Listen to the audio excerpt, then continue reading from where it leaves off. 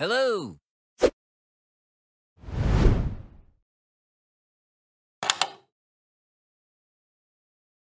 Salam sejahtera kepada semua. Hari ini kita akan membincangkan soalan kertas 2 percubaan SPM 2021 bagi negeri Terengganu. Hari ini kita akan fokus pada bahagian A saja, iaitu dari soalan 1 hingga soalan 7. Dalam video yang lepas, kita telah membincangkan soalan kertas 1. Jika anda belum menonton video tersebut, anda boleh menekan link di bawah description. Tanpa membuang masa, marilah kita lihat soalan 1. Lengkung Y sama dengan 3X darab dengan 5 tolak 2X kuasa 4 melalui titik Q pada X sama dengan 2. Cari kecerunan lengkung itu pada titik Q. Okey, baik. Di sini kita nak cari kecerunan lengkung. Bila kita nampak kecerunan lengkung bermaksud dy dx. Okey, so soalan ni ialah tentang bab 2 pembezaan. Okey, kita nak cari nilai dy dx pada titik Q itu. Okey, sekarang kita diberikan maklumat lengkung melalui titik Q pada X2 kan. So, sebenarnya X sama dengan 2 itu adalah koordinat X untuk titik Q. Okey. So, untuk mencari nilai dy dx, kita mesti cari fungsi kecerunan. Okey, iaitu dy dx.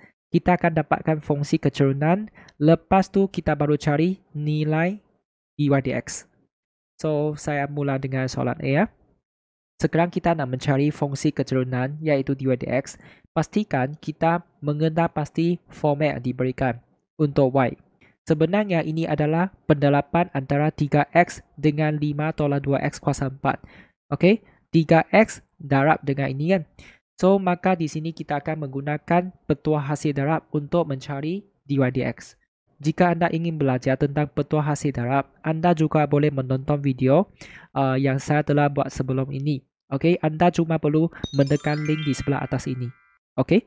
Baik, sekarang saya akan teruskan. Untuk mencari dy dx, saya akan menggunakan petua hasil darab.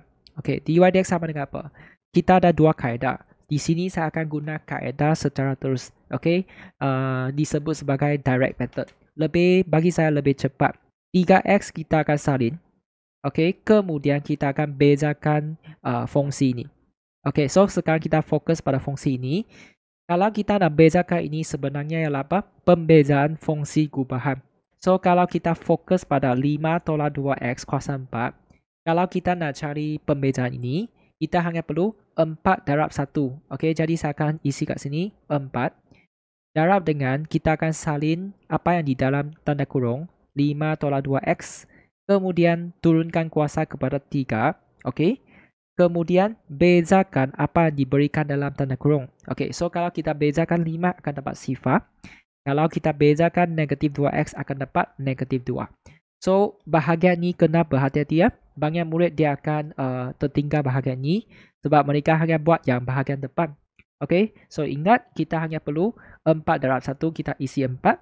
Kemudian kita hanya perlu salin balik tanda kurung ini, 5 tolak 2x. Lepas tu kita turunkan kuasa kepada 3. Dan kita perlu bezakan apa yang terkandung dalam tanda kurung ini. Okey. So, proses ini disebut sebagai pembezaan fungsi gubahan. Okey, lepas tu kita tutup kurungan. Tambah dengan apa? Sebab kita tengah menggunakan petua hasil darab kan. So, sini guna tambah. Tambah dan lepas tu kita salin ni. 5 tolak 2x kuasa 4. Lepas tu kita akan bezakan ini. Okey, bezakan 3x akan dapat 3. Okey, lepas tu jangan tinggal macam ni saja. Kita perlu pemudahkan. Okey, 3x darab 4 darab negatif 2. 3 darab 4, 12. Darab negatif 2, negatif 24. Kita letak di depan x. Lepas tu 5 tolak 2x kuasa 3. Yang nombor ni saya akan letak di depan lebih kemas. 3 darab 5 tolak 2x kuasa 4. Okey, kemudian kita perlu faktorkan. Okey, sebelum kita cari nilai dy dx, kita perlu ringkaskannya lagi sebab di sini kita ada sebutan yang boleh difaktorkan. Okey, so kita fokus pada nombor dulu. Kita ada negatif 24 dengan 3 kan. Jadi saya akan faktorkan 3 keluar. Sebab dua-dua nombor ni dia boleh dibahagi 3. Jadi saya akan ambil 3 keluar. Ya, ingat dalam hati kita akan faktorkan 3. Kemudian sini ada x tapi sini tak ada x kan. Jadi kita tak boleh keluarkan x. Okey. Lepas tu kita ada 5 tolak 2x kuasa 3. Ini kuasa 4. So, kita nak ambil yang mana? Kita perlu ambil yang kuasa 3.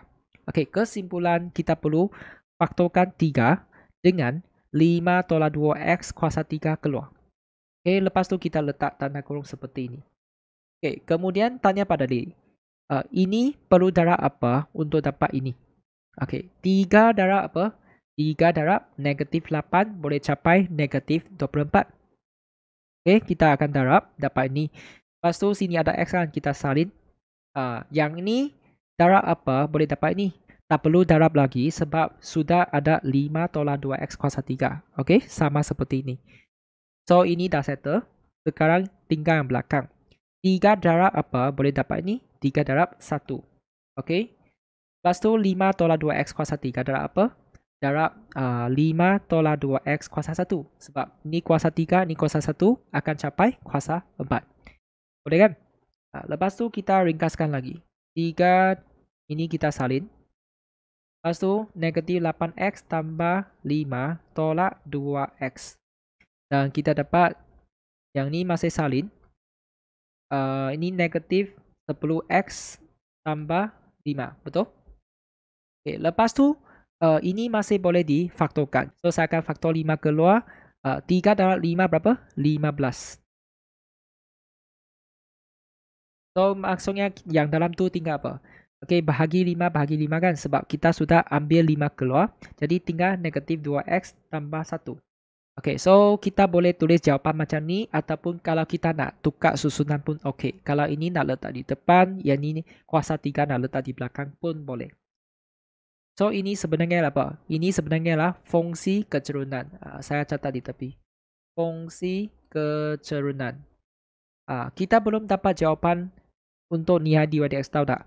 Ini hanya ialah fungsi kecerunan. Maksudnya, nanti kalau kita nak cari nilai dy dx, pastikan kita isikan koordinat x untuk q. Okey, untuk dapat nilai dy dx. Ini hanya ialah fungsi kecerunan. Kalau nak senang faham, kita akan catatlah pada q. Lepas tu kita akan tulis dy dx sama dengan apa? Okey, sebab q punya x koordinat ialah 2 kan. Jadi kita akan masukkan ke sini. Okey, kita akan masukkan x sama dengan 2 ke sini untuk dapat nilainya. So, 15 5 tolak 2 darab 2 kuasa 3 negatif 2 darab 2 tambah 1 untuk kurungan. Lepas tu kita serahkan kepada kalkulator. Okey, 5 tolak 2 darab 2. Ini berhati-hati ya, sebab dia ada banyak tanda kurung.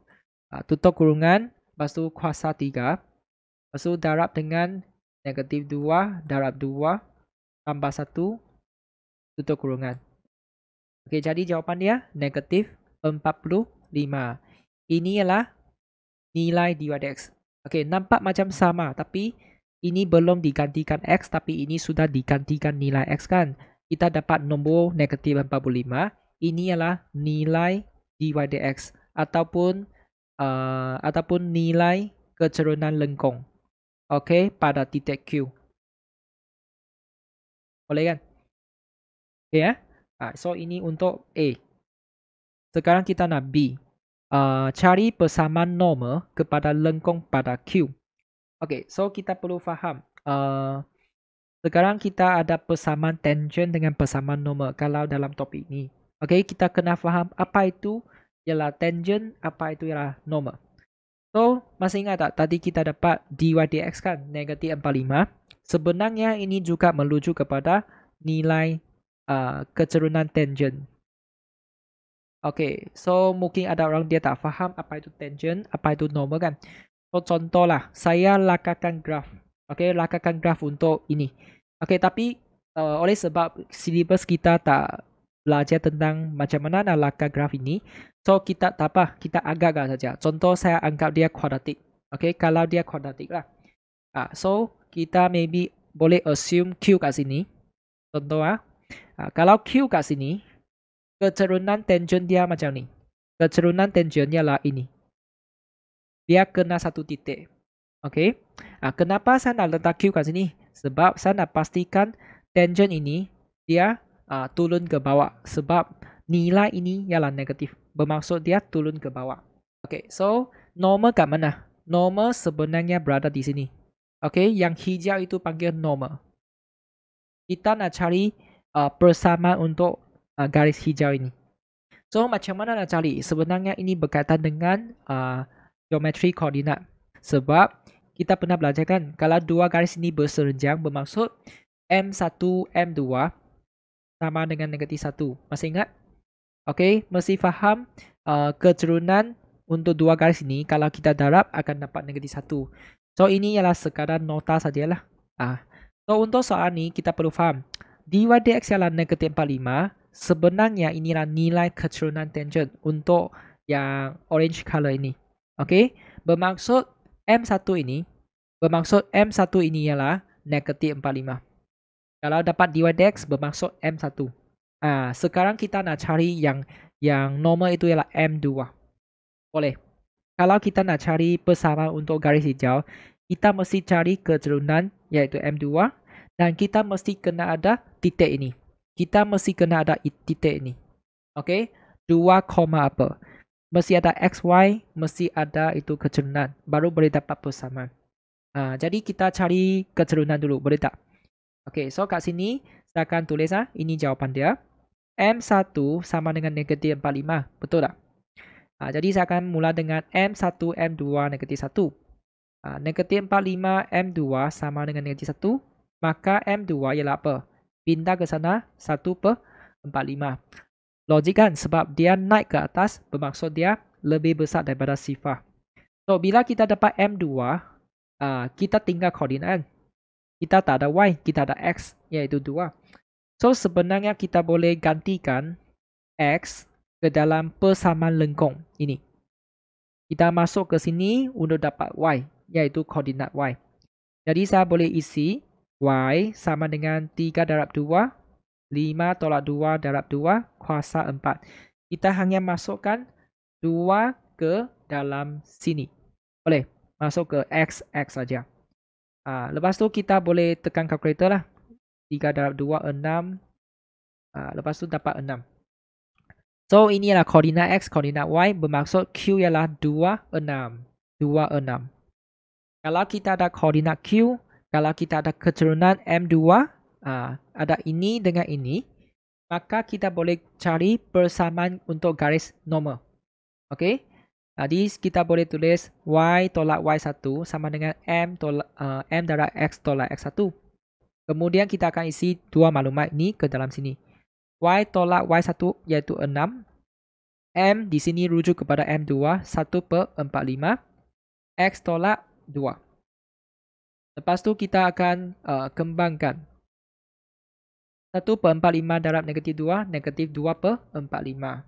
Okay, kemudian kita boleh pindah negatif 6 ke sebelah kanan. Okey, ini kita tekan kalkulator saja. Negatif 2/45 tambah dengan 6.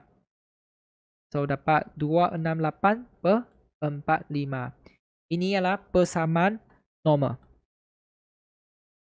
Harap anda semua boleh faham. Jika tak faham, boleh rujuk pada video yang saya telah buat sebelum ni untuk topik pembezaan. Jika tak ada masalah, saya akan memberitahu di manakah kita akan dapat markah.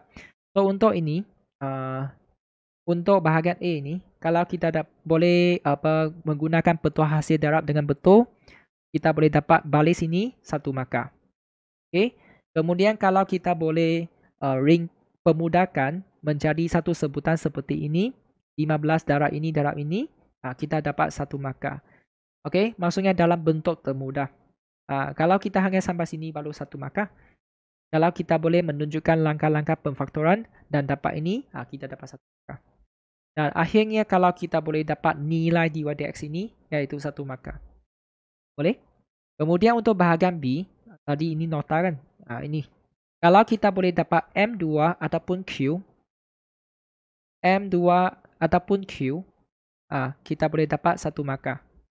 Okey? Kalau kita boleh menggunakan formula ini untuk mencari persamaan garis, kita pun boleh dapat 1 markah.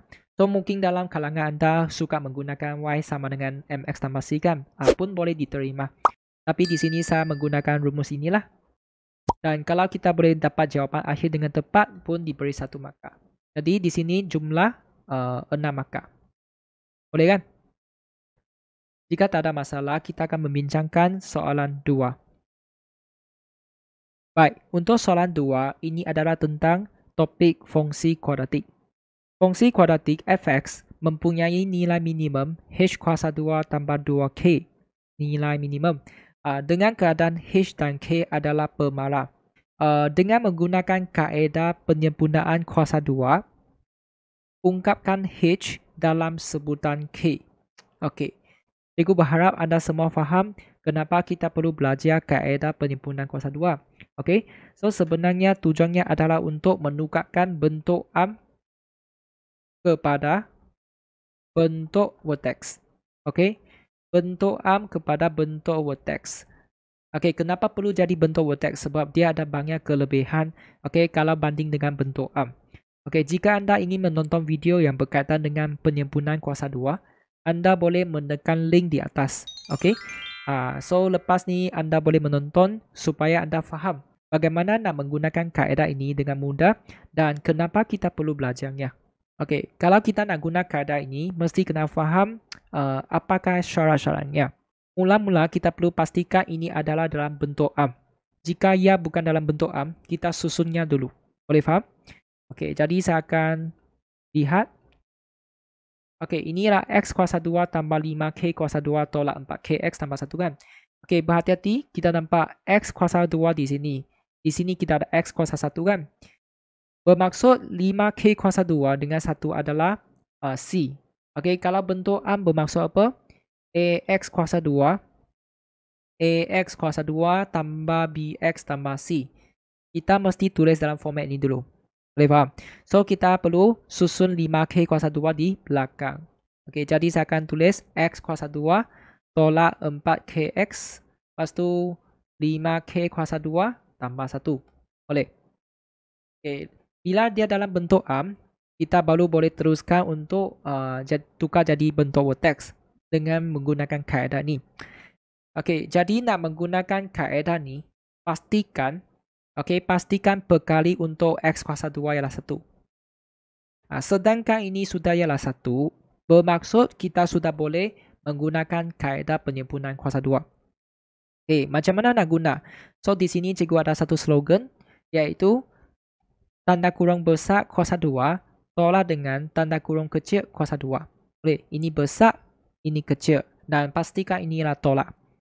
So, dua tanda kurung ini untuk dua sebutan ini. Okey, untuk dua sebutan ini saja.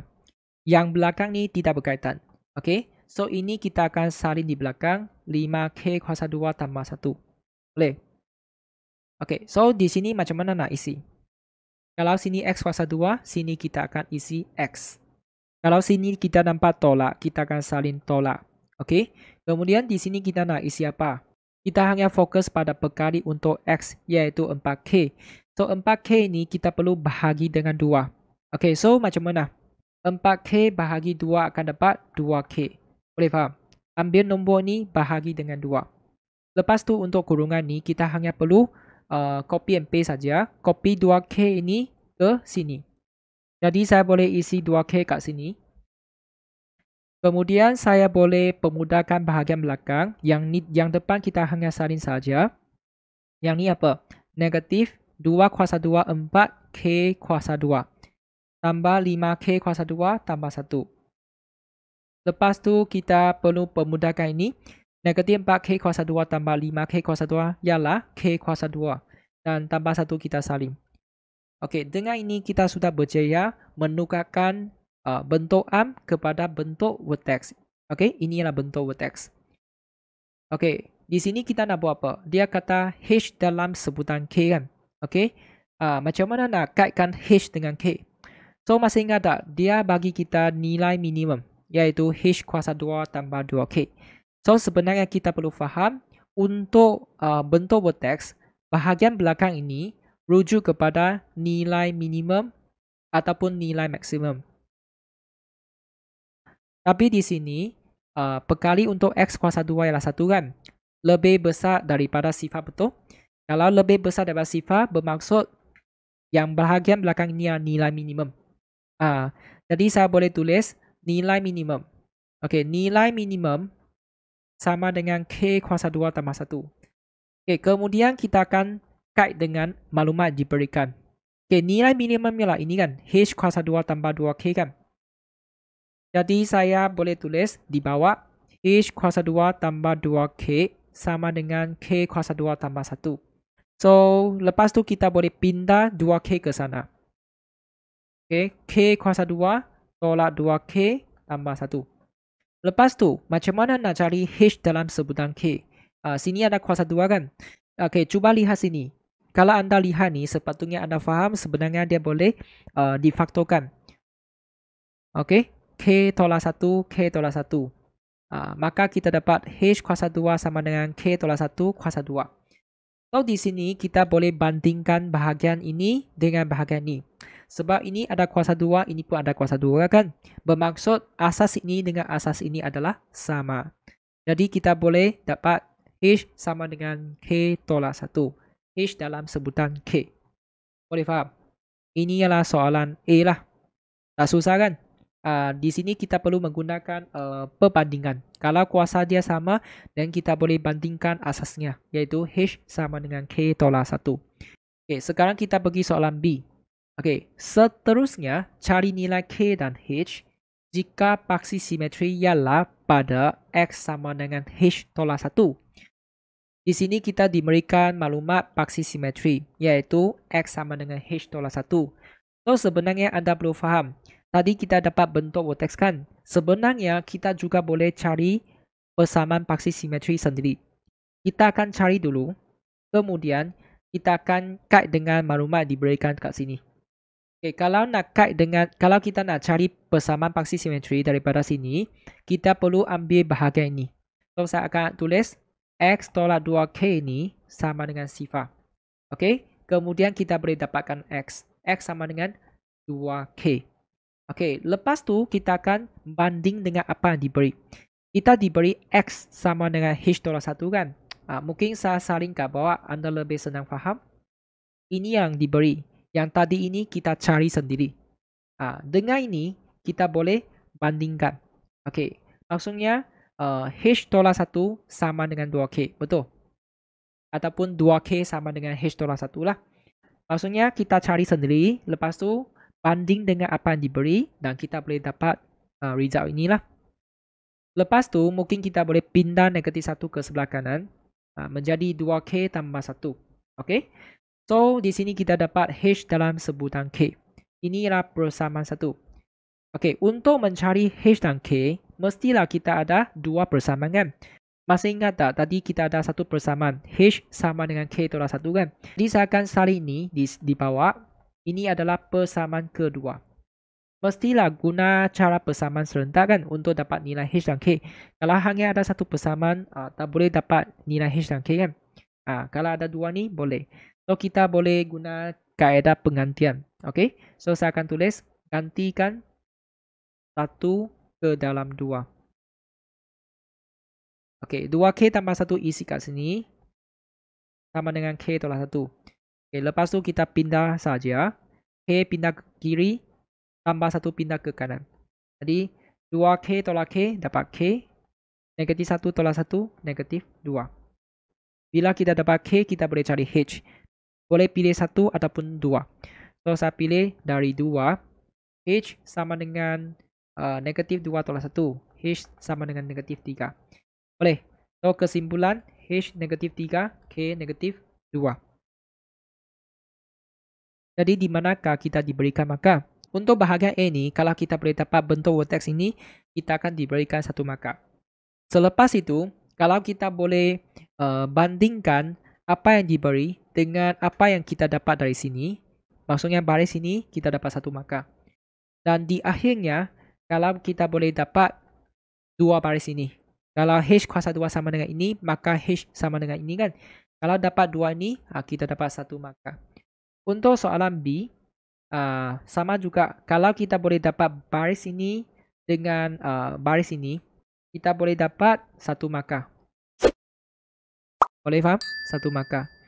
Kemudian kalau kita boleh dapat K 1 markah, kalau dapat H pun 1 markah. So, jumlahnya 6 markah untuk soalan 2. Okay, jika tak ada masalah, kita akan lihat soalan 3.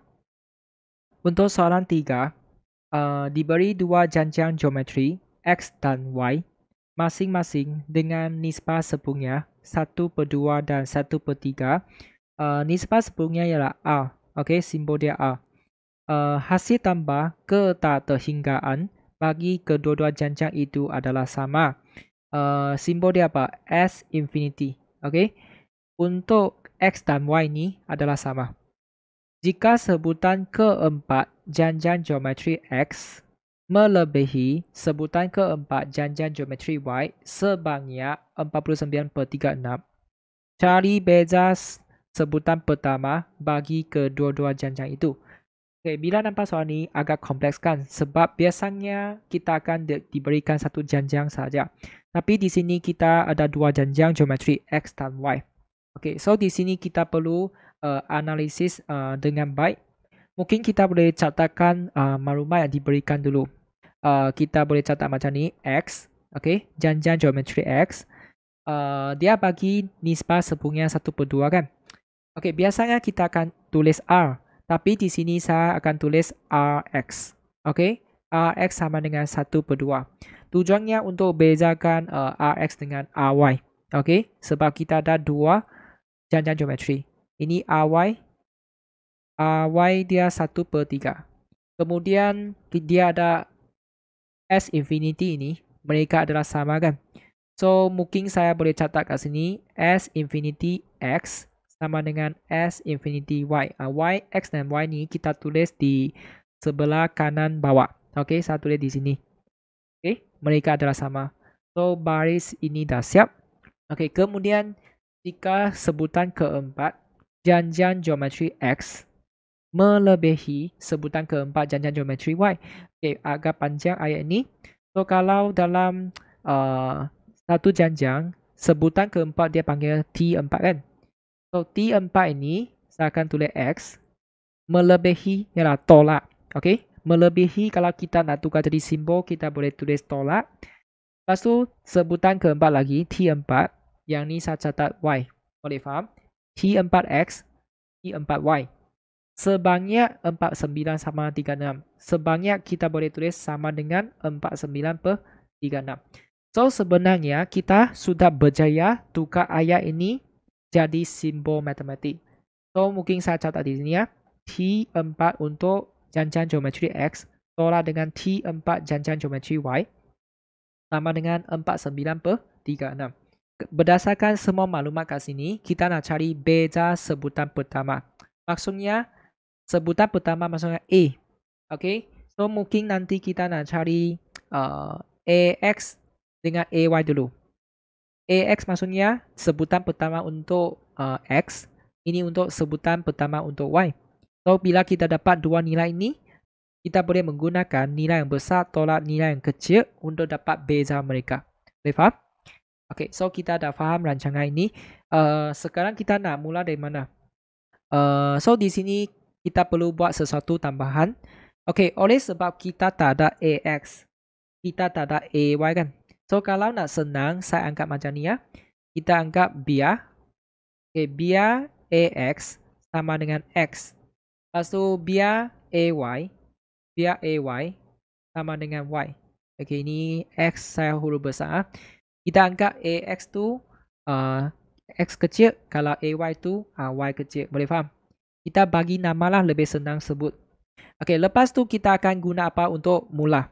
Kita mungkin boleh guna ini mulakan.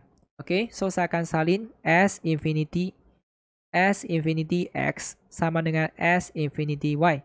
Jadi masih ingat tak formula dia? S infinity punya formula ialah A/1 tolak A kan? Okay, tapi ini untuk X tu. Jadi saya akan catat AX, ini saya akan tulis RX. Okay, yang ni pun sama, A/1 tolak A. Tapi untuk memastikan anda senang faham, saya akan tulis AY, ini RY. Boleh? Okay, lepas tu kita akan teruskan. AX ialah apa? AX ialah X kecil. RX ialah apa? 1/2. Jadi 1 tolak 1/2. AY ialah apa? AY ialah Y kecil. Yang ni RY apa? 1/3. Okay, nampak? Kemudian kita boleh ringkaskan ini. X per 1 per 2, Y per, ni 2 per 3. Boleh? Lepas tu, kita boleh darab silang. 2 per 3 naik ke atas, 1 per 2 naik ke atas. Jadi, kita boleh dapat 2 per 3 X sama dengan 1 per 2 Y. Lepas tu, kita boleh jadi satu, mungkin kita boleh pindahkan 2 per 3 ke sana. Jadi, saya boleh tekan 1 per 2. Okay, bahagi dengan 2 per 3. Kita dapat 3 per 4. Jadi, saya boleh tulis X sama dengan 3 per 4 Y.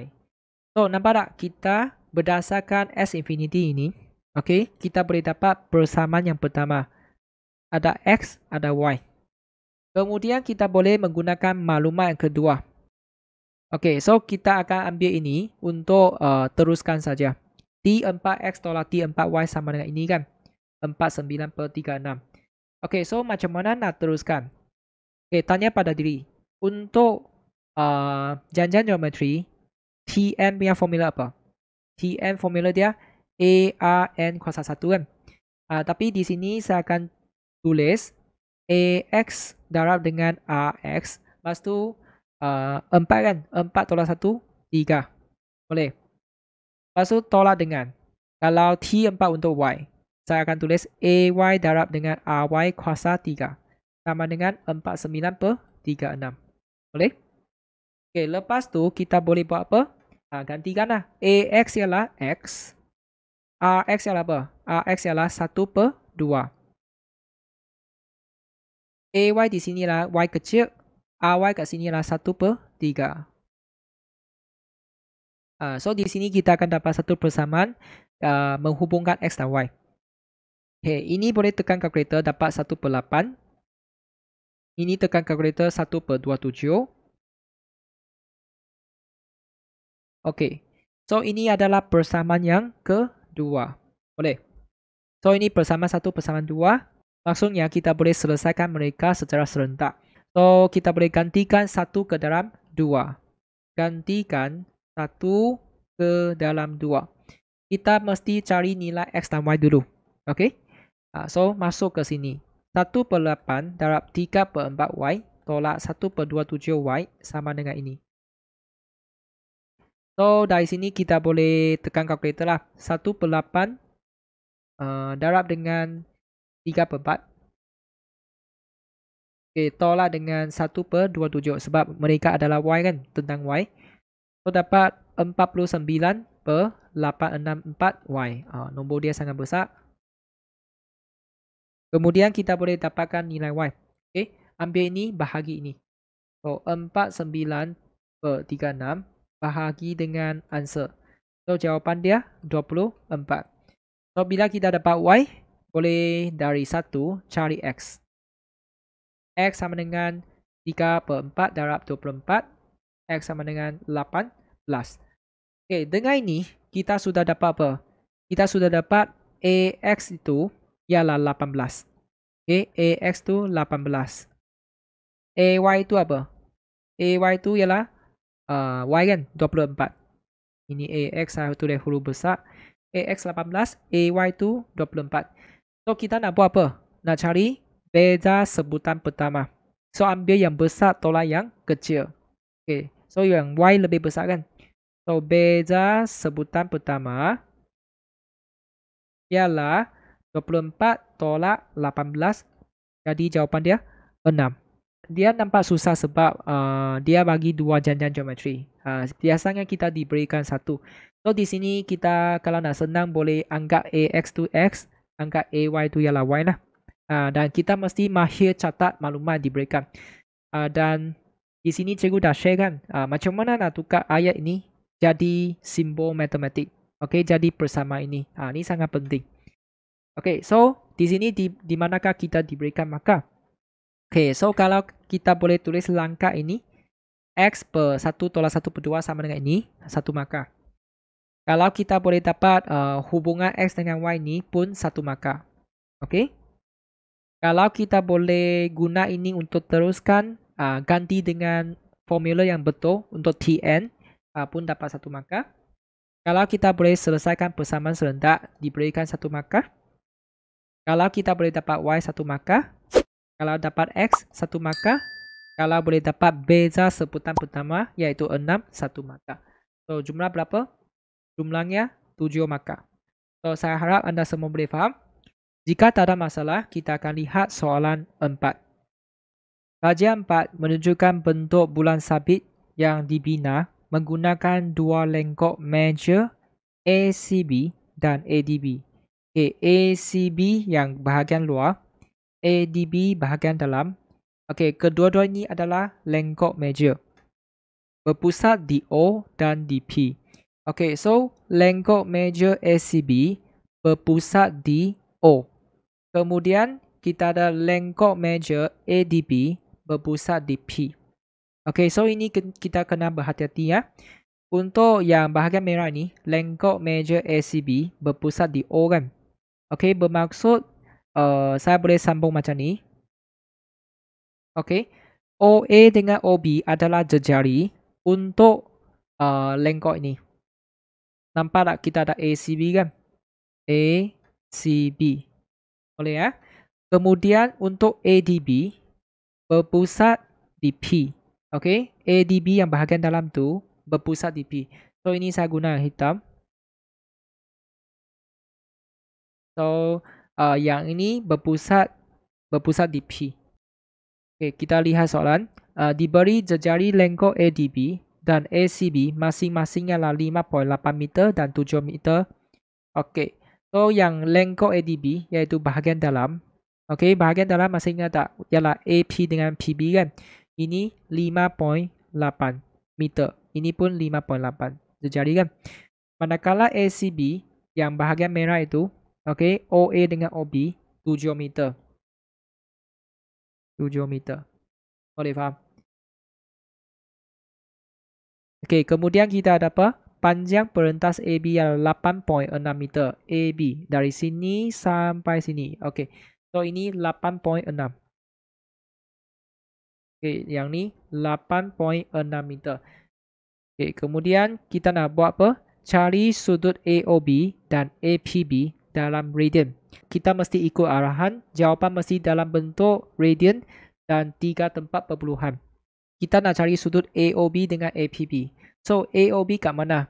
AOB di sini. Lepas tu APB di sini. Nak cari dua sudut ini. Boleh? So kita cari satu persatu. Kalau kita nak cari yang merah ini, AOB. So kita kena lihat segitiga OAB. Nampak? Kita ada 7 meter, 7 meter, 8.6 meter. So sebenarnya AB ini adalah apa? Perentas. Perentas kan? Tadi dia kata perentas AB.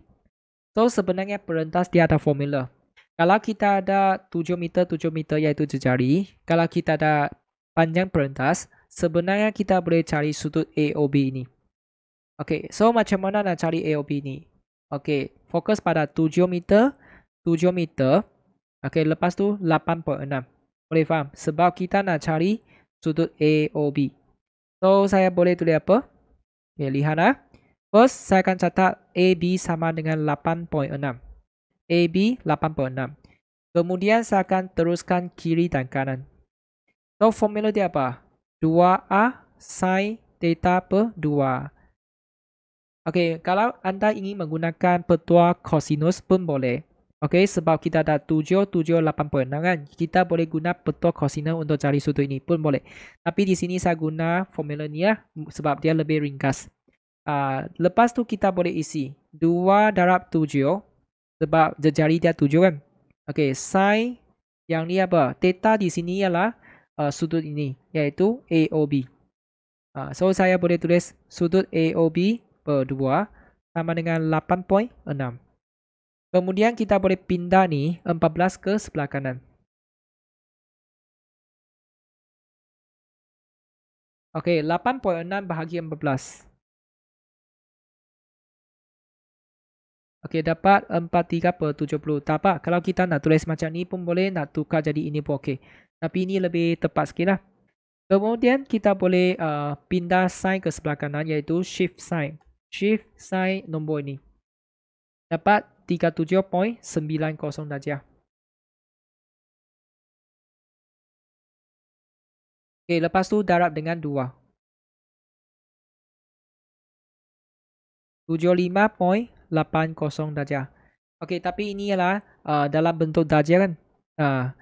Dia nak dalam bentuk radian. So, mesti darab dengan 3.142 per 180. Darab pi per 180. So, guna ini darab 3.142 bahagi 180. Okey, pastikan kita beri dalam 3 tempat perpuluhan 1.323 radian. Ini ialah jawapan A or B. Okey, kemudian kita akan ulang benda yang sama untuk APB. APB yang sudut hitam ini, kita guna 5.8 dengan 8.6. Kalau nak guna peta cosinus pun boleh. Kalau nak guna ini pun boleh. So, saya akan ulang benda yang sama. AB 8.6. Kemudian kita akan teruskan kiri dan kanan saja. Okey, so ini 2A sin theta per 2. Saya tulis formula dulu. Kemudian 2 darab 5.8 sin. Okey, sudut dia apa? APB yang hitam ni. Sudut APB per 2 sama dengan 8.6. Kemudian ambil 8.6 bahagi dengan ini. Okay, ini berapa? Okay, 8.6 bahagi dengan ini. 8.6 bahagi ini kita dapat 43 per 58. Sin sudut APB per 2 sama dengan 43 per 58. Kemudian sama seperti tadi, shift sin answer dapat 47.85. Okay, lepas tu kita boleh darab 2. Dapat 95. Ini 70 darjah. Boleh. Pastikan yang ni 2 tempat perpuluhan. Lepas tu kita boleh darab 3.142 per 180. Bagi 180. Maka kita dapat 1.670 radian. Okey, inilah sudut APB. Boleh? Okey, bila kita dapat dua nilai ni, mungkin kita boleh label di dalam gambar aja. Okey, A or B yang merah itu ialah 1.323. Okey, tapi di sini ruang macam tak cukup kan? Dapat saya cuba label. Ini 1.323 radian. Okey, yang hitam tu ialah 1.670 radian. Boleh nampak kan? Okey ya. Sekarang kita boleh lihat soalan B. Okay, cari luas dalam meter 2 bulan sabit tersebut. Okay. Di sini kita perlu mencari luas untuk bulan sabit ini kan. So, kita perlu fikir bagaimana boleh dapat bahagian berlorek ini. Okay, so mungkin kita perlu cari luas sektor ACB dulu. Luas sektor ACB adalah apa? Berpusat di O kan. Kalau untuk yang ADB itu berpusat di P kan. Sekurang-kurangnya kita perlu mencari luas sektor major ACB dengan luas sektor major ADB dulu. Okay. Kalau kita nak cari luas sektor ACB, kita perlu jejari 7 meter kan. 7 meter dengan sudut ini. So, mungkin kita cari sudut ini dulu. Boleh tak? So, sudut ini panggil apa? Reflex AOB. Reflex AOB. Okay, saya akan tulis di bawah. Reflex sudut AOB sama dengan 2 pi tolak 1.323. So, 2 darab dengan apa? 3.142. Okay, kemudian ini kita boleh tekan kalkulator. Cikgu nak jimatkan masa. Saya sudah dapat jawapan 4.961 radian. Boleh. Lepas tu kita boleh isi kat sini 4.96 radian. Bila kita dapat sudut ini, kita ada 7 meter, maka kita boleh cari luas sektor ACB. Okay. So, saya boleh tulis luas sektor major ACB. Formula dia apa? 1/2 A kuasa 2 theta. So, A kat sini ialah 7. Lepas tu theta ialah 4.961. Dan kita tekan kalkulator, kita boleh dapat 121.5445 meter 2. Boleh. Ini luas sektor ACB. Okey, berpusat di O. Kemudian kita cuba cari luas sektor major ADB. Okey. So, sama juga. Tadi kita dapat sudut ini kan 1.670. Kalau kita nak cari luas sektor major, mesti kita guna sudut ini. So, sama juga kita guna 2 pi tolak ini. Sudut ini disebut sebagai reflex APB. Okey, reflex APB. So, saya akan tulis reflex sudut APB sama dengan 2 pi tolak dengan 1.670. So, 2 darab 1/42 tolak dengan 1.670. Maka kita dapat 4.614 radian. Boleh. Okay, bila kita dapat ini, maka kita boleh cari luas sektor major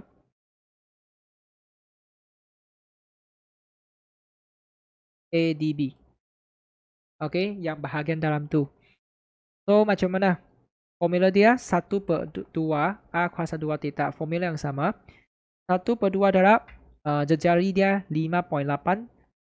Lepas tu sudut dia 4.614. Okay, lepas tu ini kita tekan kalkulator.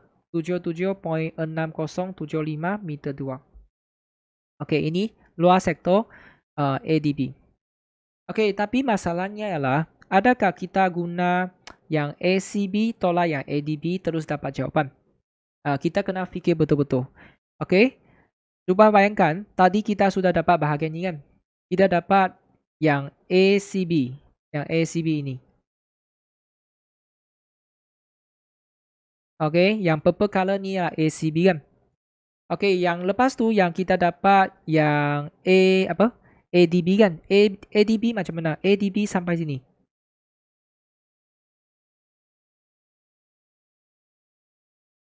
Okay, nampak tak? Orange color ini, dia dah sampai sini. Dia termasuk bahagian dalam ini. Okay, bahagian dalam ini. Nampak? Bahagian dalam ini. So, maksudnya kita perlu apa? Kita dapatkan bahagian ini dulu. Okay, sebab nanti perlu digunakan untuk tolak. So, soalan ini dia lebih susah sikit lah. Gambar dia lebih kompleks. Sebab pusat dia tak sama. Kita pergi cari luas kawasan ini dulu. Okay, dengar sini. OAPB. So, macam mana boleh dapat luas kawasan ni? Kita mesti cari luas segitiga OAB yang besar punya segitiga tolak yang kecil punya segitiga untuk dapat bahagian OAPB. Okay, so untuk mendapat luas segitiga OAB, macam mana? Kita ada 7 meter kan? 7 meter dengan sudutnya. Okay, so kita cari balik. Sudut kita tadi kita dapat 75.80 darjah, betul. Dan kita tukar jadi radian kan. Tapi ingat, kalau kita nak cari luas segitiga, pastikan kita guna yang darjah. Okay, untuk segitiga besar, kita akan guna sudut ini. Untuk segitiga yang kecil APB itu, kita akan guna yang ini. 95.70. Boleh faham? Jadi kita boleh cari kawasan ni, luas OAPB, okay, dengan menggunakan segitiga besar tolak yang kecil. Okay, so saya boleh tulis luas kawasan OAPB. Okay, luas kawasan ini sama dengan apa? Segitiga yang besar. 1/2 formula. 1/2 darab 7 kuasa 2. Sin. Okay, 75.80. Yang ni segitiga yang besar. Tolak dengan segitiga yang kecil. 1/2 darab 5.8 kuasa 2. Sin sudut ini. 95.70. Boleh? Lepas tu ini kita tekan kalkulator. Dapat 23.7514. Yang ni kita dapat 16.7368. Dan kalau kita tekan kalkulator dapat 7.0146 meter 2. Boleh. So ini adalah luas kawasan OAPB.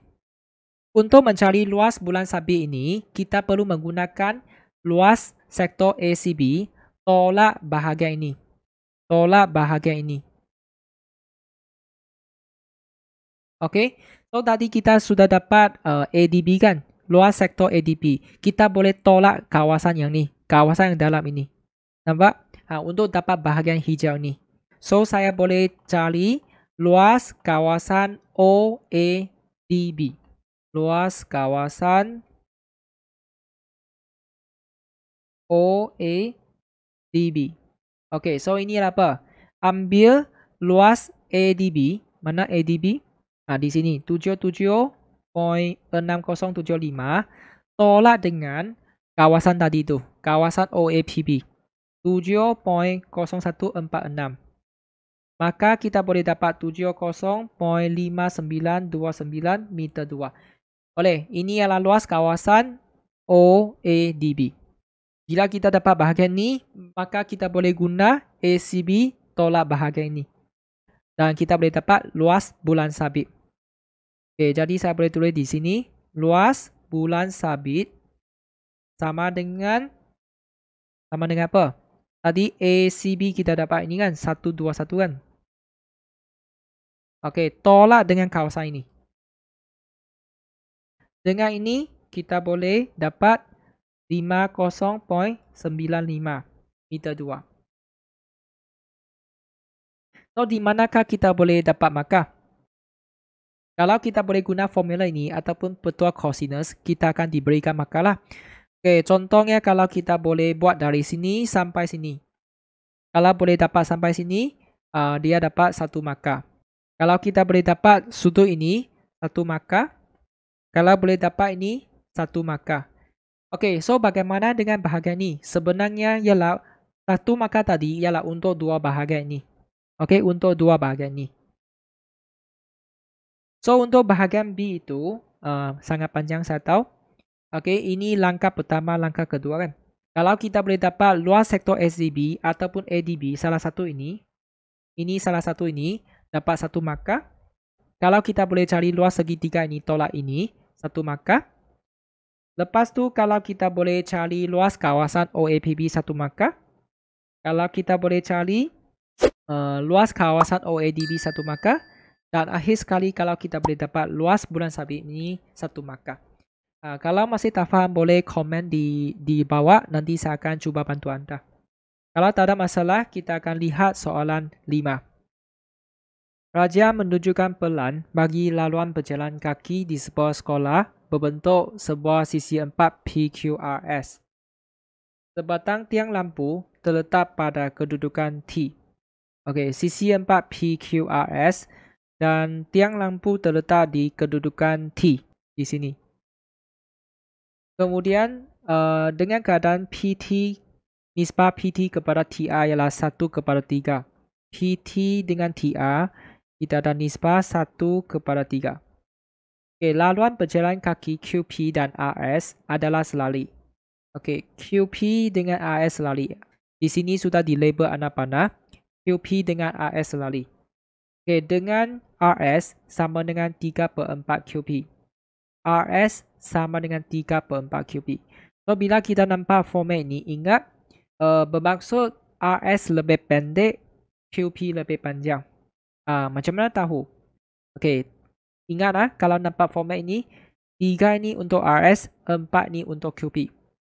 Bukan bermaksud ini 3 unit, 4 unit. Tetapi bermaksud RS ini 3 bahagian. Lepas tu QP ini 4 bahagian. Nisbah lah 3/4. Boleh faham? Jadi sini lebih panjang. Okay. Kita nak cari apa? Ungkapkan PR dan TS dalam sebutan vektor X dan vektor Y. Okay, kita nak cari PR. Jadi pastikan kita labelkan anak panah kat sini. P ke R iaitu ini. Okay, untuk mencari PR, kita perlu tanya pada diri. Jalan manakah yang kita perlu pilih? So, P ke R, mungkin kita boleh pilih P ke S, S ke R. Ataupun kita pilih PQ, QR. Okay, tetapi masalahnya ialah jalan ini susah sebab kita tak ada vektor ini dan tak ada vektor ini kan. So kalau boleh jangan pilih ini, kita pilih PS dengan SR lebih baik. So di sini lebih baik kita catat vektor yang diberikan PS ialah apa dengan RS ialah apa dulu. Kita catat di bawah. sebelum kita jawab soalan. So, PS ialah 20X. Lepas tu dia bagi RS ialah 24Y kan. Lepas catat, baru kita mula cari PR. Jadi PR sama dengan apa? PR sama dengan PS tambah SR. PS tambah SR. Okey, setiap kali pastikan kita tulis jalan yang kita perlu pilih dulu. Baru kita ganti vektornya. Okay, faham? So, kat sini tanya pada diri, adakah kita mempunyai PS? PS ada kan? Adakah kita ada SR? Tak ada, tetapi kita ada RS. Okay, jadi di sini cikgu bagi satu nasihat. Kita cuba tukar dulu. Tukar SR ni jadi negatif RS dulu. Okay, tukar SR jadi RS dulu. Tapi dengan syarat kita letak negatif. Okay, tujuannya adalah untuk mengikuti format yang diberikan untuk maklumat. Kita ada PS, ada RS kan? Kita ikut ini. So, yang ni positif, negatif kan? Jadi kita dapat negatif. Bila dapat ini, barulah kita isi nilainya. PS ialah 20X. Yang ni ialah 24Y. Vektor PR. Okey, kemudian kita nak cari vektor TS. Okey, TS di mana? Di sini. Kalau nak cari vektor TS, kita perlu fikirlah nak pilih jalan mana. Okey, mungkin kita pilih TR, RS.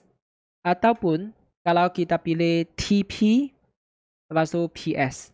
So, yang mana lebih senang? Bagi saya lebih prefer yang TR dengan RS. Sebab TR ini, dia ikut arah PR. Kan tadi kita dapat PR kan? PR dalam arah ini kan? Kalau kita nak cari TR, pun dalam arah ini. Kalau boleh ikut arah yang sama, lebih senang sikit. Okey, dan RS pun ikut arah kan? So, bagi saya lebih senang lah kalau kita pilih jalan ini. Kalau kita pilih TP lawan arah dengan PR tu. Okey, kalau boleh kita ikut arahnya. So, saya akan guna TR dengan RS. Tapi kita mesti sediakan TR dululah. So, macam mana nak dapatkan vektor TR ni? Kita mesti kena tahu ini. Vektor TR apa? Sama dengan 3/4 PR. Kalau anda ingin memahami dengan lebih lanjut, anda boleh menonton video vektor yang saya pernah buat sebelum ni. Okey, anda hanya perlu menekan link ini. So, di sini saya boleh tulis ini sebab TR ini 3 bahagian. PR ini 4 bahagian. Sebab T sampai R 3 bahagian. PR ini, P sampai R ni jumlahnya 4 bahagian. Jadi kita mesti kena tahu inilah. TR sama dengan ini. Dan kita teruskan untuk dapatkan vektor TR. Okey, jadi saya boleh tulis vektor TR sama dengan 3/4 PR. Okey, PR tadi kita sudah dapat kan? 20X tolak 24Y. Okey, ini boleh tekan kalkulator. Dapat 15X. Yang ni dapat negatif 18Y. Ini TR. Bila kita dapat TR, maka kita boleh dapat TS. Okey, TS sama dengan TR tambah RS. Boleh. So, TR kita isi 15X tolak 18Y. RS tadi kita dah catat kat sini 24Y. Okey, dengan ini kita boleh dapat vektor TS. So, saya terus bagi tahulah di manakah kita boleh dapat markah untuk bahagian A ni. Okey, kalau kita boleh tunjukkan hukum segitiga ni, PR sama dengan PS tambah SI ni, dengan ini, okey, dua-dua ni dia satu markah. Okey, kalau kita boleh dapat vektor PR ni betul satu markah. Dan akhir sekali, kalau kita boleh dapat vektor TS dengan tepat pun satu markah. Okey, jumlahnya 3 markah. Boleh. Ini ialah soalan A. Okey, kemudian kita pergi soalan B. Okey, tunjukkan bahawa laluan berjalan kaki TS selari dengan laluan berjalan kaki QR. Mana TS? Okey, TS tadi kita dah dapat kan? Okey, kita nak tunjukkan TS selari dengan QR. Nampak macam selari kan? Tapi kita kena tunjukkan. So, di sini kita perlu fikirlah. First, kita kena dapatkan dua vektor ini dulu. TS sudah dapat kan? TS tadi kita dapat 15X tambah 6Y. Mungkin saya catat di sini dulu. TS sama dengan 15X tambah 6Y. Sekarang ialah kita nak cari QR. Okay? Kita nak cari vektor QR. So, nak cari vektor QR macam mana? Mungkin kita boleh guna jalan QP, PR. Betul? Kita cari QP dulu. Untuk mencari QP, kita boleh menggunakan hubungan ini. Sebab RS kita sudah ada kan? 24Y. Jadi kita boleh cari QP. So, saya akan cari ini dulu. RS sama dengan 3/4 QP. Kita boleh pindah 3/4 ke sana. Jadi 4/3 RS sama dengan QP. Jadi kita boleh gantilah. RS tu ialah berapa? 24Y. Maka kita boleh dapat 32Y. Ini ialah QP. Okay, mungkin kita boleh isi kat sini. Ini ialah 32Y. So, nak cari QR macam mana? QP tambah PR. PR tadi sudah ada kan? QP tambah PR. Saya boleh tulis QR sama dengan QP tambah PR. Okay, QP berapa? 32Y. PR berapa? PR ialah 20X tolak 24Y. Okay, pemudahkan. 32 tolak 24, kita dapat 8Y. Ini adalah vektor QR. Sekarang kita sudah dapat vektor TS dengan QR. Dan kita boleh fikirkan jalan kerja. Macam mana nak tunjukkan TS ni selari dengan QR. Okay. So, untuk menunjukkan dia selari, kita perlu guna cara faktorkan. Okay. So, kita mula dari TS. Okay, 15X tambah 6Y. Mungkin saya boleh faktorkan 3 keluar. 3 dalam 5X tambah 2Y. Okay. Lepas tu, ini adalah persamaan 1. Boleh. Lepas tu, untuk vektor QR, kita boleh faktorkan berapa keluar? 4. Okay, 4 kurungan 5X tambah 2Y. Betul? Ini persamaan 2. So, nampak tak? Vektor TS dengan QR ni, mereka juga ada 5X tambah 2Y kan? So, apa yang kita perlu buat ialah kita boleh dari 1, kita pergi cari 5X tambah 2Y sama dengan berapa. Maksudnya saya nak cari ini berapa, saya akan pindah 3 ke sebelah kiri. Jadi, dapat 1/3 TS. Betul? Jadi, saya boleh letak ni persamaan 3.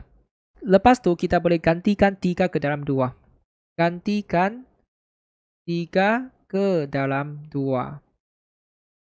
Maka kita dapat QR sama dengan apa? 4 darab dengan 1/3 TS.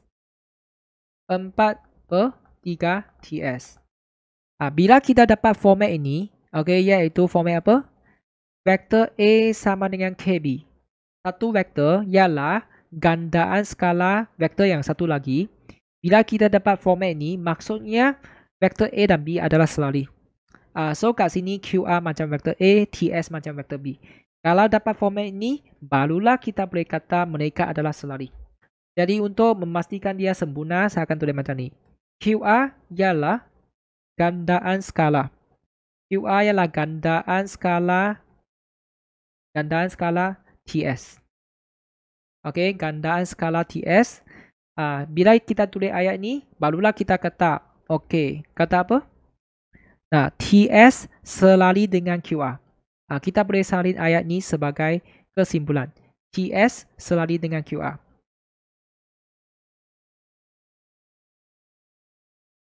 Kalau nak tulis QR kat depan pun boleh lah. QR selari dengan TS pun boleh. Okay, ingatlah. Asalkan kita boleh dapat format ini, kita boleh kata ini adalah gandaan skala TS. Lepas tu, TS selari dengan QR. Boleh. So, untuk B, dia 5 markah. Macam mana bagi 5 markah? Okay, kalau kita boleh dapat vektor QP 1 markah. Kalau kita boleh dapat vektor QR 1 markah. Lepas tu, kalau kita boleh faktorkan TS dengan QR betul 1 markah. Kalau kita boleh gantikan, kalau kita boleh tunjukkan kaedah penggantian ini 1 markah. Kalau kita boleh dapat ini 1 markah. QR sama dengan 4/3 TS. Okey, ataupun setara dengan ini 1 markah. So jumlahnya 5 markah. Okey, tapi kesimpulan perlu ditulislah walaupun dia tak ada markah. Ini soalan 5. Kalau tak ada masalah, kita akan bincang soalan 6. Buktikan bahawa sebelah kiri ini sama dengan sebelah kanan. Okey, untuk soalan seperti ini, biasanya kita akan mula daripada sebelah kiri. Dan kita akan cuba dapatkan jawapan seperti sebelah kanan. Kenapa memula dari kiri? Sebab biasanya sebelah kiri dia akan lebih kompleks. Jadi kita akan bermula daripada yang kompleks kepada yang mudah. Jangan mula daripada yang mudah kepada yang kompleks. Okey, itu lagi susah. Tapi kadang-kala dia akan bagi yang simplenya, yang mudahnya di kiri dan yang sebelah kanan itu kompleks. Kita terpaksa bermula dari sebelah kanan. Tapi boleh kata 95% kita mula daripada sebelah kiri. Okey, saya terus mulakan. Okey, untuk soalan ni kita akan tulis macam ni. Kita start dari kiri. Kiri sama dengan 1 tolak tangent kuasa 2x, 1 tambah tangent kuasa 2x. Okey, so sebenarnya dia ada banyak cara. Di sini saya akan tukarkan. Saya akan tukarkan tangent kepada sin per cos. Yang atas dengan bawah ni tangent kan? Tukar jadi sin per cos. Of course ada cara lain lah, tapi saya guna cara ini. Okey, so ini saya akan tulis sin kuasa 2x per cos kuasa 2x. Yang bawah pun sama. Okey, kemudian kita akan gabungkan dua sebutan ni jadi satu sebutan. Bawah pun sama, kita akan gabungkan. Okey, so yang ni kita perlu faham. Ini 1/1 kan? So ini kita kena darab cos kuasa 2x, atas pun darab. Maka kita boleh dapat cos kuasa 2x di atas tolak dengan sin kuasa 2x per cos kuasa 2x. Ini ialah bahagian atas. Bahagian bawah pun sama. Kita samakan penyebut. Darab cos kuasa 2x, atas pun sama. Jadi kita dapat cos kuasa 2x tambah dengan sin kuasa 2x per cos kuasa 2x. Boleh? So nampak kita ada pecahan ni bahagi pecahan ni. Okey, so untuk memudahkan kita, sebenarnya bila kita nampak macam ni, ini baris pertama, baris kedua, baris ketiga, baris keempat. Perhatikan baris kedua dengan baris keempat ni adalah sama kan? So sebenarnya mereka boleh dimasukkan. Kita hanya tinggal baris pertama bahagi baris ketiga sahaja. Jadi kita dapat ini baris pertama per baris ketiga. Boleh? Apabila sampai langkah ini, kita perlu faham. Ini macam pernah nampak di mana? Ini sebenarnya ialah cos 2x. Kalau kita lihat rumus trigonometri, cos kuasa 2x tolak sin kuasa 2x, ini adalah cos 2x. Okey, kalau tak faham boleh tengok rumus di sebelah. Okey, untuk ini ialah basic identity. Cos kuasa 2x tambah ini sebenarnya 1. Jadi cos 2x bagi 1 dapat cos 2x. Okey, ini ialah sama seperti sebelah kanan. Nampak? Saya tulis C lah. Sebenarnya boleh juga kalau nak tulis K, itu bahasa Melayu. Okey, bila kita dapat ini, maksudnya kita sudah buktikan sebelah kiri sama dengan sebelah kanan. Okey, kalau boleh kita tulis kesimpulan. Kesimpulan macam mana? Kita hanya perlu salin balik ini saja. Kalau boleh kita salin lah. 1 tolak tangent kuasa 2x per 1 tambah tangent kuasa 2x sama dengan cos 2x. Ini kesimpulan. Tapi pastikan kita tunjukkan dulu baru tulis kesimpulan lah. Jangan apa-apa pun tak buat dan kita tulis ini. So ini macam mana dapat markah? Saya terus bagi tahu. Kalau kita boleh tunjukkan, let's say tangent kuasa 2x kan, kita boleh tunjuk sin per cos. Ini satu markah. Kalau kita boleh gabungkan mereka jadi satu sebutan ni, dan kita boleh permudahkan dapat ini satu markah. Kalau kita boleh berupaya tukar cos kuasa 2x tolak ini dapat cos 2x ni satu markah. Boleh. Jumlahnya 3 maka. Ini untuk soalan A. Boleh. Kalau tak ada masalah, kita lihat soalan B. Baik, untuk soalan B, lakarkan graf fungsi Y sama dengan cos 2X bagi X antara 0 radian dengan 3/2 pi radian.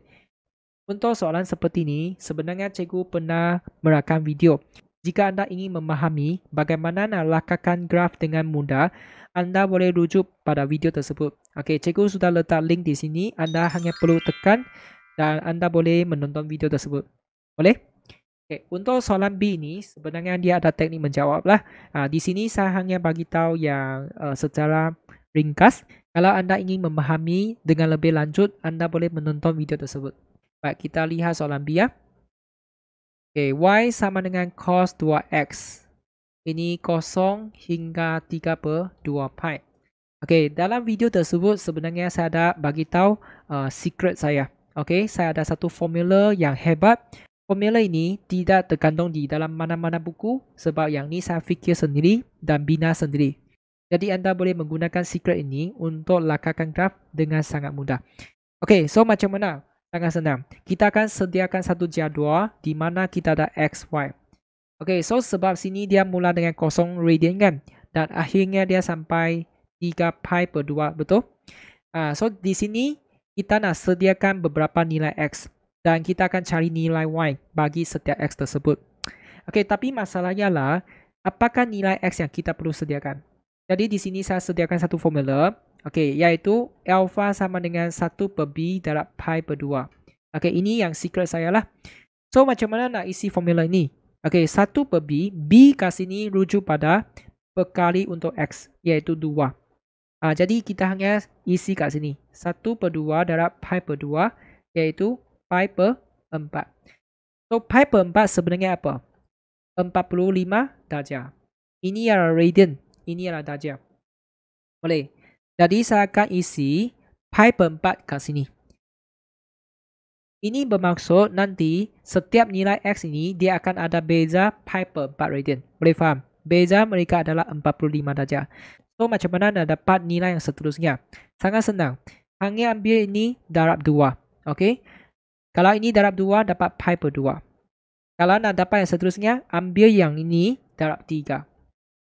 Maksudnya darab 2, darab 3, darab 4. Okay, kemudian darab 5. Kemudian darab 6. Kalau 6/4 ialah 3/2. Maksudnya kita sudah dapat inilah. Dengan ini, kita sudah sediakan jadual untuk X. Kita nak cari Y. So, macam mana nak cari Y? Okay, dengar sini. Sebab kalkulator saya dalam bentuk darjah, jadi saya akan type macam ni. Cos 2X. Okay, tutup kurungan. Lepas tu saya tekan calculate. Okay, kita akan masuk setiap nilai X ni. Okay, kita masuk 0 darjah. Okay, bila kita masukkan, kita masuk darjah, jangan masuk radian. Kita masuk darjah, 0 darjah. Kita dapat 1, dan kita isi. Kemudian inilah 45 darjah kan. Jangan masuk pi/4, kita masuk 45. Calculate 45, kita dapat sifar. Kemudian ini 90 darjah kan. Calculate 90, kita dapat negatif 1. Kemudian ini 135 darjah. Kita dapat 0. Untuk ini 180 darjah. 1. Ini adalah 225 darjah. Kita dapat sifar. Dan akhir sekali ini 270. Kita dapat negatif 1. Nampak tak? Semua nombor kat sini dia sangat cantik. Sebab saya guna selang nilai X yang betul, iaitu pi/4. So, jangan risau. Alpha ini maksudnya selang. Selang antara nilai-nilai X di dalam jadual ini. Boleh? Dengan ini, kita boleh lakarkan graf di bawah. Semasa dalam exam, kita akan guna kertas A4, bukan kertas ini. So, nanti kita akan selang berapa cm. Di sini cikgu nak berikan satu nasihat. Jangan suka hati lakarkan graf ini. Kalau boleh, kita lakarkan sebaik-baiknya. Di sini kita ada berapa nilai X? Kita ada 1, 2, 3, 4, 5, 6. Selain 0, kita ada 6 nilai ini kan. Kalau 6 nilai, cikgu cadangkan kita guna 2 cm. Okey, 2 cm. Dari sini kan, kita start dari sini. 2 cm, 2 cm, 2 cm. Okey, tapi di sini saya akan guna 5 kotak lah. Okey, 5 kotak ini mewakili 2 cm. Boleh faham? So, saya akan tulis ni 1 kali, 2, lepas tu 3, 4, 5, 6. Okey, so saya akan isi pi per 4, pi per 2, lepas tu 3 pi per 4, pi, 5 pi per 4, dan akhir sekali 3 pi per 2. Boleh? Okey, kemudian yang ni y kan, dia 1 dengan negatif 1 kan. Pun sama. Kalau boleh kita guna atas paksi x 2 cm, bawah pun 2 cm untuk mewakili 1. So, di sini saya guna 5 kotak lah. 1, lepas tu ini saya guna negatif 1. Ini saya letak negatif 1. Boleh? Dengan ini kita sudah boleh lakarkan graf tersebut. Okey, macam mana? Kita akan ikut jadual ini. Kalau kosong radian, dia 1 kan. Maksudnya dia di sini. Kalau pi per 4 dia dapat sifar. Kalau pi per 2 dia dapat negatif 1. Kalau 3 pi per 4 kita dapat sifar. Kalau pi dapat 1. Kalau 5 pi per 4 kita dapat sifar. Kalau ini dapat negatif 1. Boleh? Kemudian kita akan lakarkan graf tersebut. Okey, macam ni. Okey, berhati-hati ya sebab ini cos. Jadi dia bahagian atas macam ni. Ini betul. Jangan buat macam ni. Ini salah. Okay. So, bentuk dia sangat penting lah. Okay, macam ni. Lepas tu, kita simpan. Nampak bentuk dia tak? Okay. Kemudian naik atas. Okay, nampak bentuk ini. Kemudian turun balik. Lepas tu, kita akan terus label graf dia. Cos 2x. Boleh? Cos 2x. Yang ni saja. So, nampak tak sebenarnya dia tak susah untuk lakarkan graf. Kalau kamu tahu secret ini. Macam mana nak bina jadual ini, kita kena tahu alpha tu. Iaitu selang nilai x tu. Boleh? Okey, ini soalan B. 3 markah. Okey, macam mana dapat 3 markah? Okey, 3 markah macam ni. Kalau kita boleh lukis shape. Kalau kita boleh lukis bentuk dia betul, 1 markah. Kalau kita lukis 1.5 cycle, okay, maksudnya betul lah. Ini 1 cycle, ini half cycle. So, jumlahnya 1.5 cycle. Kalau kita berjaya lukis 1.5 cycle ini, maksudnya kita dapat 1 markah. Kemudian kalau amplitude dia betul, 1. Amplitude dia 1 kan. Kalau ini amplitude betul pun 1 markah. Okay, jumlahnya 3 markah. Ini untuk B lah. Okay, sekarang kita pergi soalan C. Seterusnya, dengan menggunakan paksi yang sama, lakar satu garis lurus yang sesuai untuk mencari bilangan penyelesaian bagi persamaan ini bagi X antara 0 dengan 3 pi per 2. Okey, bila nampak persamaan ini, jangan risau. Kita nak cari bilangan penyelesaian, maksudnya apa? Maksudnya kita nak cari titik persilangan antara dua graf. Okey, so nanti saya bagi tahu apakah itu dua graf. So, kita akan mula dari sini. Okay. Ingat, kalau soalan macam ni, kita akan mula dari sini. Nyatakan bilangan penyelesaian inilah jawapan akhir lah. Nanti baru cari. Sekarang kita mula dari sini. So, kita salin ini dulu di bawah. Okay, ini bahagian C. Okay, 5 pi 1 tolak tangent kuasa 2x sama dengan x kurungan 1 tambah tangent kuasa 2x. Okey, untuk soalan seperti ini, sebenarnya dia berkaitan dengan soalan sebelum itu. Okey, dia kata apa? Seterusnya kan. Means that dia berkaitan dengan soalan B, dia berkaitan dengan soalan A. Okey, nampak tak soalan A ni? Ya, kita sudah berjaya tunjukkan ini sama dengan cos 2x kan. Kita lihat format ni ya. 1 tolak ini per 1 tambah ini kan. Kalau kita lihat ni, sebenarnya dia juga wujud kat sini. Nampak? 1 tolak tangent kuasa 2, 1 tambah tangent kuasa 2. So, maksudnya kita boleh pindahkan ini ke sebelah kiri. Jadi, kita dapat 5 pi 1 tolak tangent kuasa 2x per 1 tambah tangent kuasa 2x sama dengan x. Boleh ikut? Dan ini sebenarnya ialah apa? Cos 2x. Tadi kita sudah tunjuk di soalan A kan. Ini sama dengan cos 2x. Boleh? Okay, lepas tu apa yang kita perlu buat? Tadi kita sudah berjaya melakar graf ini kan, cos 2x. Jadi pastikan sebelah kiri ialah cos 2x. Dan sebelah kanan ialah jawapan yang kita nak. Okay, iaitu garis lurus. So, saya akan pindahkan 5 pi ke sebelah kanan. So, cos 2x sama dengan x per 5 pi. Okay, ini sebelah kiri ialah graf untuk soalan B. Dan ini sebenarnya ialah garis yang kita nak.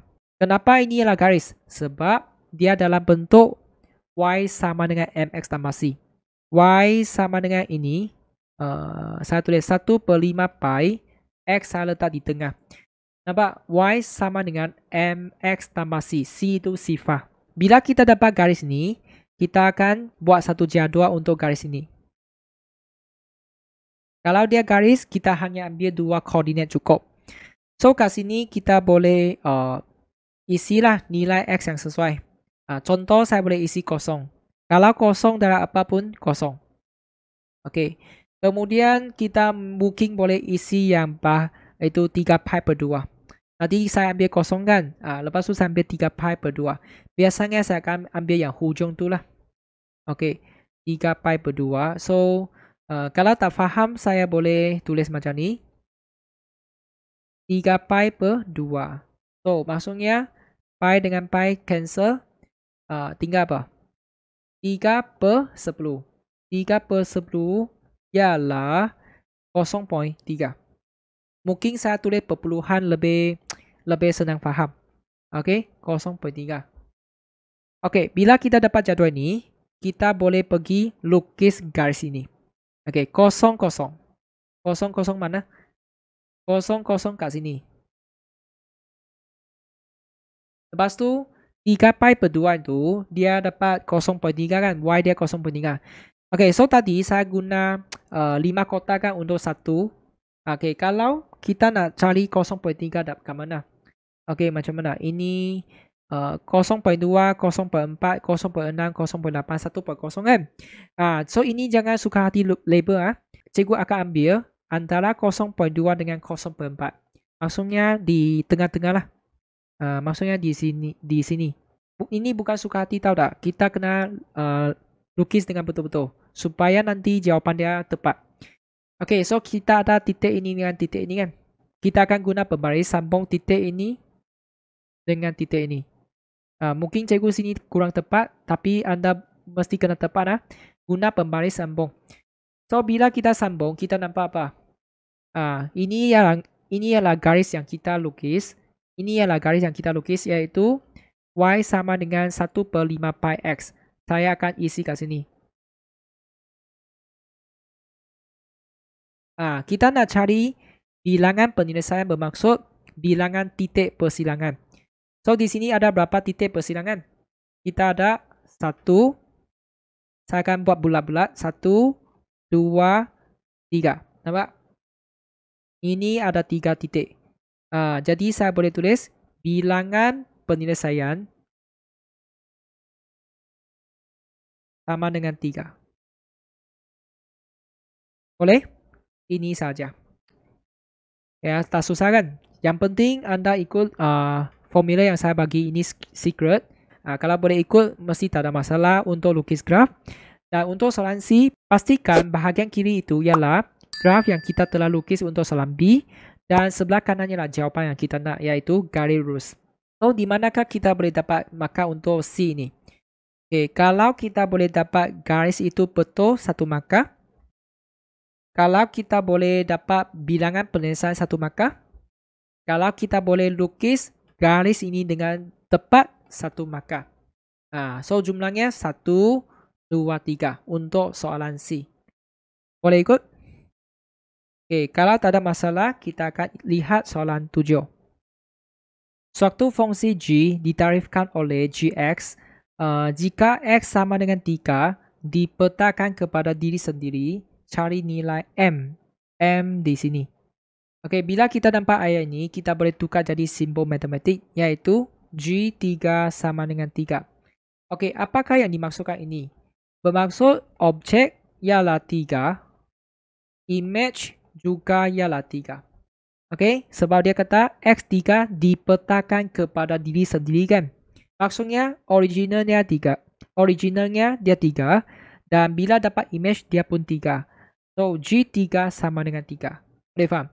Kita hanya perlu menggunakan ini sebagai langkah pertama. Kemudian kita teruskan, kita boleh dapatkan nilai M itu. Saya akan tulis G3 sama dengan 3 dulu. Kemudian kita teruskan. Kita teruskan seperti ini. Okay.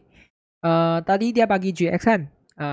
Kalau X ubah apa, ini X pun ubah apa. So sekarang X ubah jadi 3 kan. Jadi saya akan ganti 3 ke dalam X. 3 tolak M per 3 tolak 8 sama dengan 3. Nampak tak? Tak susah kan? Dengan ini kita boleh cari M. Okay, macam form 1 lah kita ringkaskan. Okay, negatif 5 pindah ke sana. 3 darab negatif 5. Negatif 15. Okey, kemudian saya boleh pindah 3 ke sana, negatif 18. Maka kita dapat M sama dengan 18. So, yang penting kat sini adalah kita boleh tulis langkah pertama ni. G3 sama dengan 3. Lain kali kalau dia kata X5 dipetakan kepada diri sendiri, kita tulis G5 sama dengan 5. So, di sini macam mana kita dapat markah? Okey, kalau kita boleh gantikan 3 ni ke sini, kita boleh tulis langkah ini 1 markah. Kalau kita boleh dapat jawapan M betul, 1 markah. Jumlahnya 2 markah. Boleh. Ini soalan A. Kalau tak ada masalah, kita lihat soalan B. Diberi KX sama dengan ini dan HX sama dengan ini. Cari KHX. Okey, soalan dia panjang sikit. Kita fokus pada ayat ini dulu.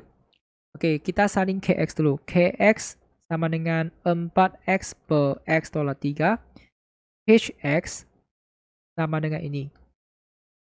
Okey, so kita nak cari fungsi gubahan KHX, composite function. So nak cari ini, senang saja kan? Cikgu letak satu tanda kurung besar. Tujuannya ialah bagi anda fokus bahagian kanan dulu. Jangan lihat K, kita fokus pada HX saja. Okay, so kat sini HX ialah apa? 3X per X tolak 4, betul? Okay, kemudian ini ialah fungsi K kan? Ini pun fungsi K kan? Kalau ini X, ini pun X. Kalau X ini tukar jadi 3X per X tolak 4, maka X kat sini pun perlu tukar jadi ini. Okay, jadi saya boleh tulis 4 darab 3X per X tolak 4 bahagi dengan 3X per X tolak 4 tolak 3. Lepas tu kita permudahkan. Okey, 4 darab ini 12X. Yang ini penyebut tak sama, kita nak gabungkan. So yang bawah ini darab X tolak 4, yang atas pun darab X tolak 4. Okey, jadi kita dapat 3X tolak 3 kurungan X tolak 4 per X tolak 4. Sebab penyebut sudah sama. Okey, atas kita salin dulu. Permudahkan bahagian bawah. 3X tolak 3X sifar. Negatif 3 darab negatif 4, 12. So, masih ingat tak? Tadi saya pernah sebut satu perkara. Ini pecahan bahagi dengan pecahan ni. So, ini baris pertama, baris kedua, baris ketiga, baris keempat. Kalau baris kedua dengan baris keempat sama, dia boleh dimasukkan. Maksudnya kita tinggal baris pertama bahagi dengan baris ketiga. Dan dengan ini kita dapat X. Okey. Ini adalah jawapan untuk KHX. Ini soalan pertama lah. Kemudian kita perlu buat apa? Seterusnya, sakan kebenaran bahawa fungsi KX mempunyai fungsi songsang HX. Dia nak kita tunjukkan KX dia ada fungsi songsang HX. Boleh faham? Maksudnya dia nak kita tunjukkan HX ini sebenarnya lah K songsang. So macam mana nak tunjukkan inilah K songsang? Tadi masih ingat tak? Kita sudah berjaya dapat KHX sama dengan X kan? Sebenarnya dia ada satu hukum. Kalau KHX sama dengan X, kalau kita boleh tunjukkan HKX pun dapat X, kalau kita boleh tunjukkan kedua-dua ini dapat X, maksudnya KX ini mempunyai fungsi songsang HX. So kat sini saya boleh cari HKX dulu. HKX sama dengan apa? Kita akan ulang langkah yang sama. Okey, KX ialah 4X per X tolak 3. Okey, oleh sebab ini ialah apa? Ini ialah fungsi H kan? Rujuk pada sini. Okey, kalau X ini ubah, X ini perlu ubah. Sekarang X ini dia tukar jadi ini kan? Maksudnya 2X ini perlu tukar jadi ini. Okey, so kita akan ada 3 kurungan 4X per X tolak 3 per ini kita akan isi ke sini 4X per X tolak 3 tolak 4. Okey, kemudian kita permudahkan. 3 dalam 4X, 12X. Yang ini sebab bawah dia tak sama kan? Saya akan jadikan sama.